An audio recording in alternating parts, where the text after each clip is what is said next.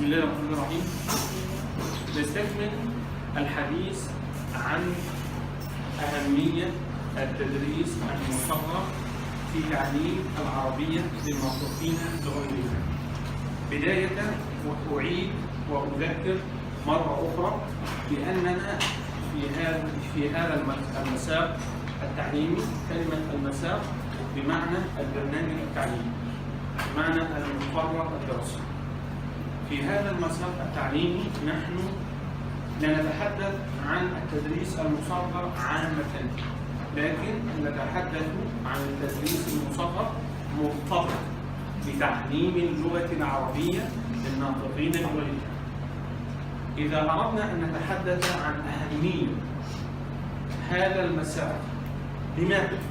كأنني أسأل لماذا أنا كطالب أحتاج إلى هذا البرنامج؟ أولاً توفير الوقت والجهد، حيث يمكن تدريب المعلمين في التدريس المصغر على عدد كبير من المهارات الضرورية في وقت قصير، وعدم إبذال الوقت والجهد في التدريب على مهارات قد أتقنها المعلمون من قبل.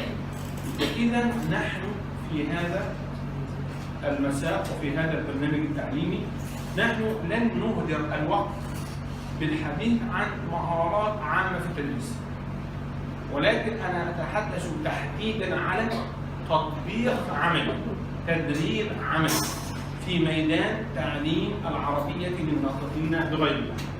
فيمكننا بذلك توفير الوقت وتوفير المجهود المبذول من المتعلم.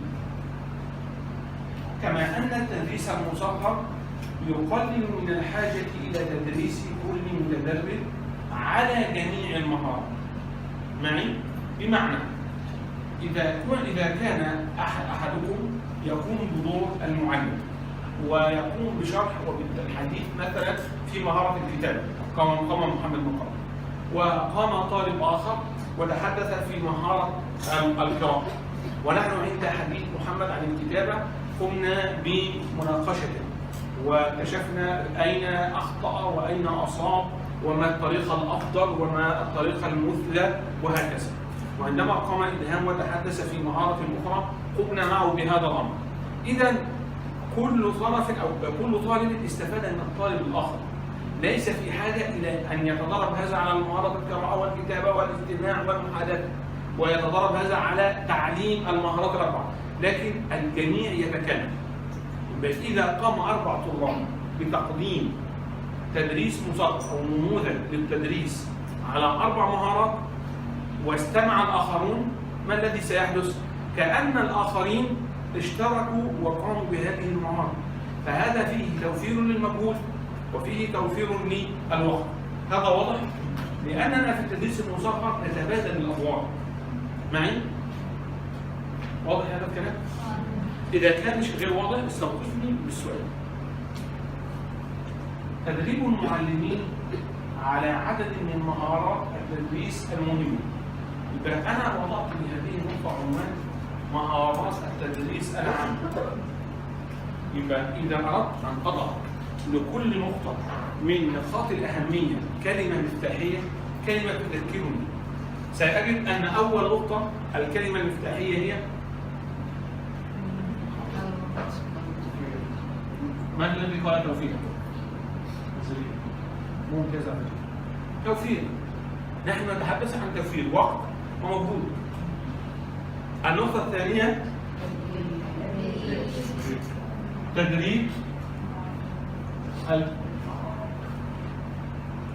المهارات عامة.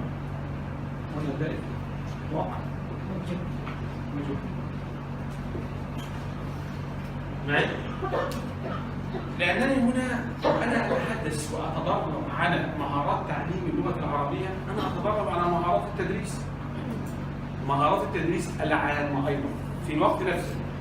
تدريب المعلمين على عدد من مهارات التدريس المهمة الهامة، الدقة في التحضير والتدريس، مهارة كيف أتسم بالدقة عندما أقوم بتحضير الدرس وعندما أقوم بالتنفيذ داخل قاعة التدريس، داخل الفصل الدراسي، تنظيم الوقت، استغلال الوقت، اتباع الخطوات المرسومة في خطة التحضير، استخدام تقنيات التعليم مثل جهاز الفيديو أو مثلا باوربوينت، الأمر الآخر كيف أوظف حركة جسمي في التدريس.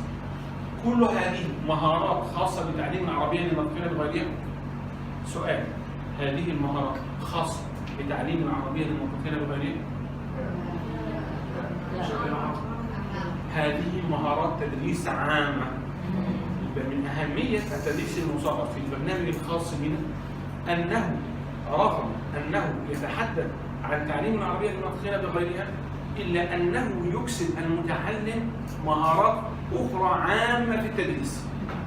معي من نماذج هذه المهارات: 1. التحضير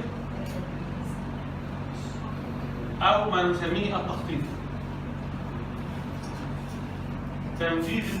تنفيذ هذا التخطيط أو التحضير. 3. مثلا تنظيم الوقت داخل الفصل. منه أيضا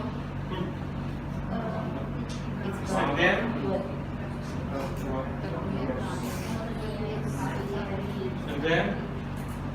تقنيات التعليم. مساعد. كل هذه مهارات عامة، يعني عندما إذا سئلت عن مهارات عامة تكتسبها في التدريس المصغر ستكون منها هذه النقاط. معي؟ هذا إذا سئلت في سؤال مثلا أكمل. معي؟ التدريس المصغر للناطقين بغير العربية، التدريس المصغر للغة العربية للناطقين بغيرها له صلة أو يكسب المتعلم مهارات عامة في التدريس. أمثلة نقاط، ستكون هذه النقاط أمثلة على ذلك. معي؟ ماذا أيضا؟ 5. استغلال حركات الجسم في التدريس.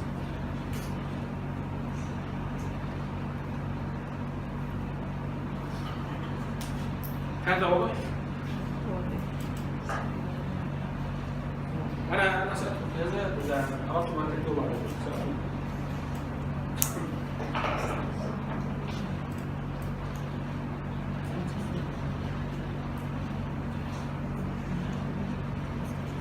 هل سيتوقف الأمر عند هذه الحدود من الأهمية ومن الاستفادة؟ لا. الاستفادة اللغوية.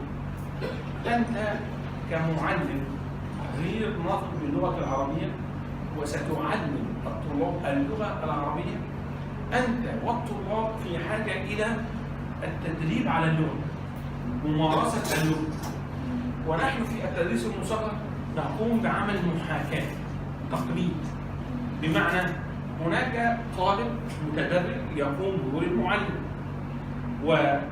والطلاب يعني وزملائه والطلاب وباقي الطلاب يقومون بدور المتعلمين. فيحدث نوع من المحاكاة، هؤلاء يتحدثون باللغة العربية والطالب يتحدث باللغة العربية، فهذا تدريب على المهارة اللغوية، مهارة المحادثة والنقاش والحوار. الطالب إذا أراد أن يسأل كيف يبدأ، إذا أراد المقاطعة كيف يكون، كيف يقاطع. الأستاذ إذا أراد أن يطرح سؤال كيف يكون ذلك، إذا أراد أن يجذب انتباه الطلاب كيف يكون ذلك باللغة. كل هذا مهارات في اللغة داخل الفصل. تدريب المعلمين اللي هو من سيكون بدور المعلم على إعداد المواد التعليمية وتنظيمها بأنفسهم، لأن التحضير للدرس المصغر دائما إذا كنا للدروس المصغرة أو للدرس المصغر غالبا ما يحتاج إلى مادة لغوية جديدة.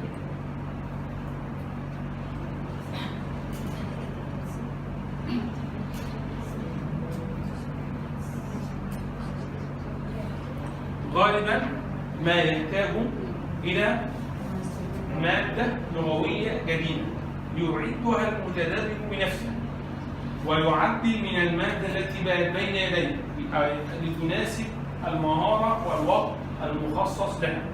يبقى عندما يكلف طالب ليقوم بدور المعلم، أو عندما يكلف المعلم الذي يحصل على تدريس مصغر في أثناء الخدمة، نحن تحدثنا عن أنواع، وقلنا من أنواع التدريس المصغر أنه من الممكن أن يحصل عليه المعلم أثناء الخدمة بهدف يعني تحسين الأداء وتطوير الأداء. المعلم عندما يطلب منه أو عندما يكلف بأنه سيقوم بإعداد موضوع ما، فهذا سيتطلب منه في التخطيط وفي التدريب أن يتعامل مع مادة لغوية. هذا سيضيف إليه تحسين في المادة اللغوية، حتى إذا كان عنده مادة لغوية جاهزة فإعادة عرض هذه المادة سيحتاج منه إلى اللغة. فكل هذا له أثر في تخطيط ماذا؟ الاستفادة اللغوية.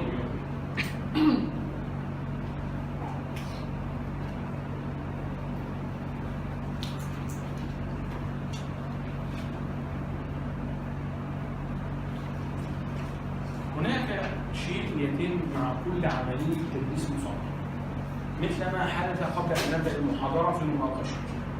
ماذا يحدث؟ بعد أن ينتهي المتعلم الذي يقوم بدور المعلم من عرض مادته، يأخذ من الأستاذ المشرف ومن زملائه الطلاب فيدباك، تغذية راجعة تقيم له الأداء. هذا لن يحدث له في داخل الفصل العادي، يعني أنت إذا كنت معلم في المدرسة ليس مع كل فصل أو مع كل حصة أو مع كل درس تشرحه ستجد هناك من يقيم لك ويناقشك فيما شرحت، أليس كذلك؟ لكن هنا في التدريس المصغر هناك إتاحة فرصة. يبقى رقم 4 إتاحة الفرصة للمتدرب لمعرفة جوانب النقص والتفوق لديه، ما الشيء البارع فيه وما الشيء الذي لديه فيه نقص يحتاج إلى تحسين في النواحي العلمية والنواحي العملية والنواحي الفنية. النواحي العلمية يعني هو متقن للمضمون للمحتوى، هل هو يعني عندما سيتناول مثلا المسن هل هو يفهم المثال بشكل جيد معي؟ عندما عمليا المهارات العملية داخل الفصل. طب ما المهارات الفنية؟ قد تكون في الفنية الفنية هنا قد يكون في استخدام التقنيات معي، أمور فنية معي، قد يكون في استخدام التقنيات، قد يكون مثلا في توظيف مساحة الصدور، أمور فنية. فهو الآن يختبر نفسه هل هو لديه هذه المهارات بشكل جيد؟ ما المهارات الجيدة التي ينبغي أن يحافظ عليها؟ وما المهارات التي فيها نقص تحتاج إلى تحسين وإلى استكمال؟ من خلال ما يتلقاه من التغذية والتعزيز. هناك مشكلة فيحتاج إلى تغذية، نقول له هناك كان ينبغي في 1 2 3. طيب هناك نقاط جيدة نقول له جيد هذا تعزيز 1 2 3. التعزيز يكون بنقاط التفوق ويعني معزز مزيد معي. وأما إذا كان هناك نقاط ضعف فهي تحتاج إلى تحسين معي. يبقى إذا هو يحصل على تغذية وعلى تعزيز من المشرف ومن الزملاء في مرحلة النقد. وكلمة النقد الذي حدث عندما قلنا رقم 2 كذا، رقم 3 كذا، رقم 4 كذا، هذا نقد ليس للشخص ولكن هو نقد لما قام بعرضه حتى يتعلم ونتعلم جيدا.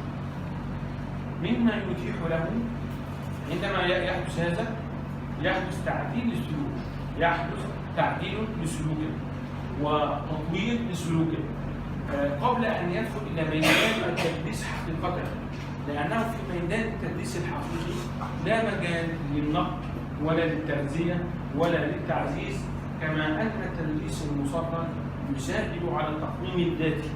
أنت نفسك تقوم بالتقويم الذاتي لنفسك.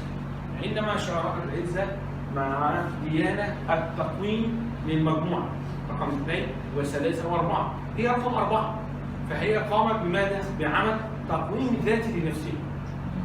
يعني تجلس وتقول مثلا أنا أخطأت في كذا، كان ينبغي أن أفعل كذا، كان من المفروض كذا، يبقى هذا يسمى بالتقويم الذاتي. يبقى إذا التدريس المصغر من أهميته أنه يساهم في تقويم الذات.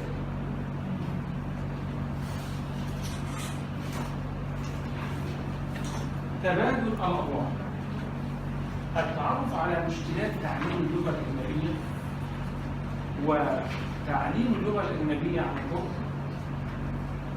وأهم المشكلات التي يتعرض لها المعلم والمتعلم. هذه الأشياء من الأشياء التي تظهر واضحة في التدريس المصغر، لأنني أقول كما قلت من قليل أنت تقوم بالدورين معا. أنت ستقوم بدور المعلم فستستطيع أن تتعرف على مشكلات المعلم، وأنت تقوم بدور المتعلم لزميلك فستستطيع أن تتعرف على مشكلات المتعلم. يعني عندما تنظر إلى زميلك المعلم وماذا تفهم منه وماذا تفهم وأين أخطأ، ستشعر بما يشعر به الطالب عندما أنت تقف أمامه معلما. يبقى يحدث تبادل للأدوار، أنت تقوم بدور المعلم وتقوم في الوقت نفسه بدور من؟ المتعلم. نتبادل الأدوار، وهذا يجعلك تدرك ما المشكلات التي تصاحب تعليم اللغة للناطقين بغيره. هذا واضح؟ يبقى النقطة التي بعد ذلك تحدثنا عن تبادل الأدوار.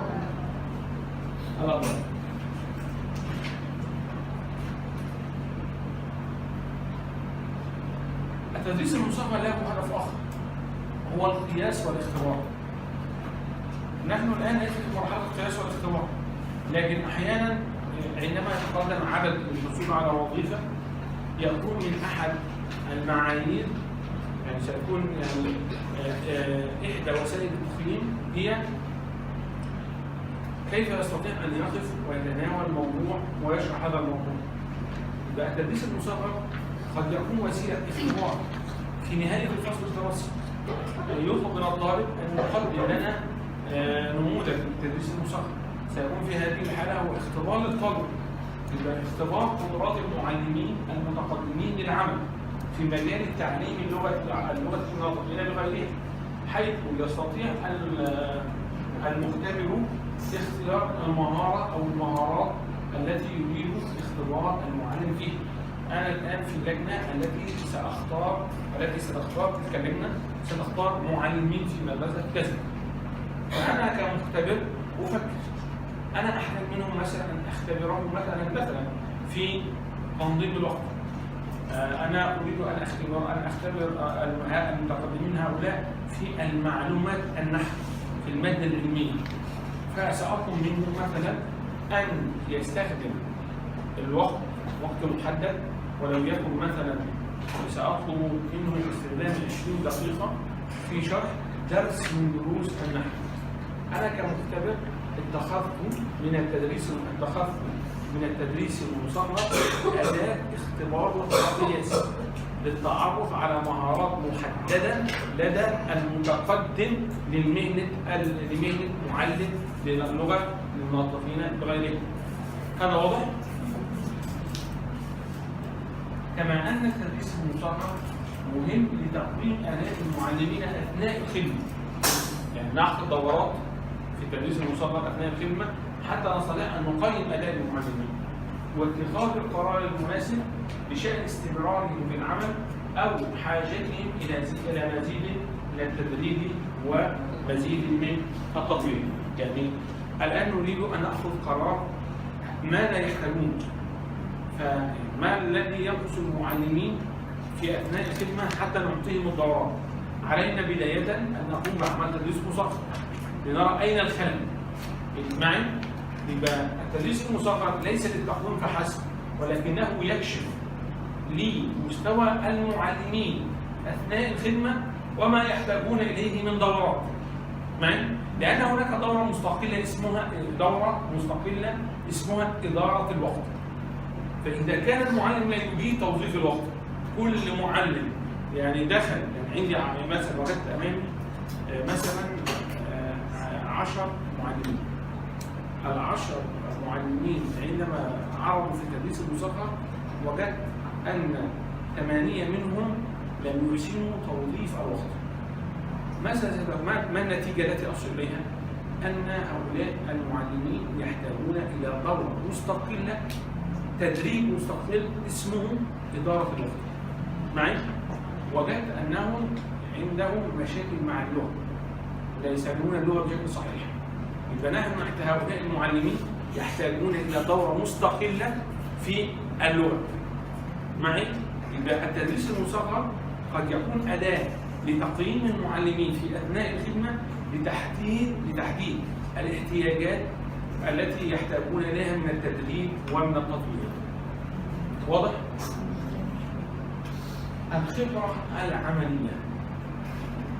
من الممكن أن تمسك بعشرات الكتب في التربية وتقرأ، ستظل معرفة نظرية. أنت قرأت عن وسائل التدريس، أنت قرأت عن تقنيات التدريس، أنت قرأت في استراتيجيات، كثير من الموضوعات العلمية، لكن لم تمارس، لم تطبق عمليا. الذي يساعدك على تطبيق عملي من هو التدريس المصغر. ولذلك ولذلك إذا تعلمت موضوعات متعددة ومساقات وبرامج متعددة، الجميع يصب أين؟ في التدريس المصغر. إذا ظهر في أدائك في التدريس المصغر فأنت استفدت. إذا لم يظهر في أدائك في التدريس المصغر أنت تعلمت ولم تستفد. يعني أنت قد تكون حفظت ودخلت الامتحان وكتبت، ولكن لم يتحول إلى واقع عملي، إلى سلوك، إذا تستفد منه في الحياة العملية. فالتدريس المصغر يكسبك الخبرة العملية بالربط بين النظرية والتطبيق، حيث يمكن تطبيق أي نظرية أو أي مذهب أو أي طريقة تطبيقا عمليا في حجرة الدرس أثناء الشرح أو بعد الشرح لمدة قصيرة. الآن في المحاضرات التقنية تحدثنا في تقنية من التقنيات، والآن عندي تدريس مصغر، ستكون فرصة لأطبق ما أخذته في التقنيات في التدريس المصغر. الأمر مع الوسائل نفس الأمر مع الطرق. يبقى إذا ما أكتسبوه في برامج أخرى نظرية عن التعليم يمكن تطبيقه بشكل عملي في التدريس المصغر. هذه نسميها خبرة.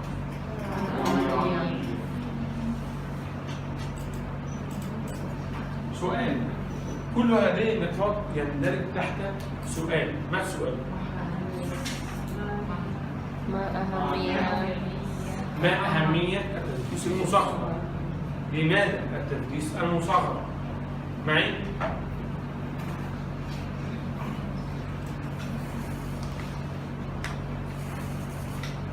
مهارات التدريس المصغر.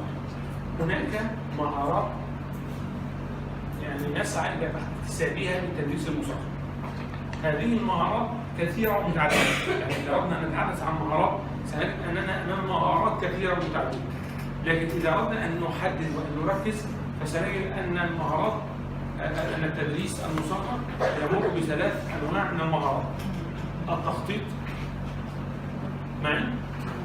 التخطيط المسبق، التنفيذ لما تم التخطيط له مسبقا، تقويم ما تم تدريسه. ومن خلال تقويم ما تم تدريسه أستطيع أن أتعرف هل نجحت في التخطيط وهل نجحت في التدريس أم لا. إذا كان في الفصل عدد مثلا، إذا كان في الفصل عدد حوالي مثلا 20 طالب، وعند التقويم اكتشفت أن النتائج المرضية فقط من 20 هم يعني 5 طلاب، معنى ذلك أنني لم أنجح في التخطيط أو لم أنجح في التنفيذ ما كنت أريده من هذا التخطيط. وهناك مشكلة. الذي أوصل لي هذه النتيجة ماذا؟ هو التقويم. يبقى التقويم ليس للمتعلم فقط، ولكنه تقويم للعملية التدريسية. نتائج الطلاب هي مؤشر على أداء المعلم داخل الفصل. هي مؤشر هل نجح في التدريس ومن فضله في التخطيط أم لا. هذا واضح؟ إن شاء الله لنا حوارات أخرى إن شاء الله مع كل مهارة من تلك المهارات على حدة. يعني سنتناول إن شاء الله التخطيط بالتفصيل وتنفيذ التخطيط وتقويم عملية التدريس كل منها بالتفصيل إن شاء الله. قبل أن أختم عندنا تنظيم الوقت داخل الفصل. تنظيم الوقت داخل الفصل. سنجعل هذه النقطة هي المادة المطلوبة من الطلاب الأربعة الذين إن شاء الله سيعرضون في مناقشة الأسبوع المقبل. كيف أحقق هذا الأمر؟ كيف أستخدم الوقت بشكل جيد داخل الفصل؟ أنا لا أريد منك أن تشعرني في الخمس دقائق التي ستعرض فيها بأنك ستشرح الدرس كامل، ولكن نريد أن نرى كيف ستوظف الوقت بينك وبين الطلاب وبينك وبين المادة معي. كيف ستدير النقاش؟ كيف تستطيع أن تجعل من 5 دقائق كأنها يعني 20 دقيقة؟ ممكن؟ السلام عليكم.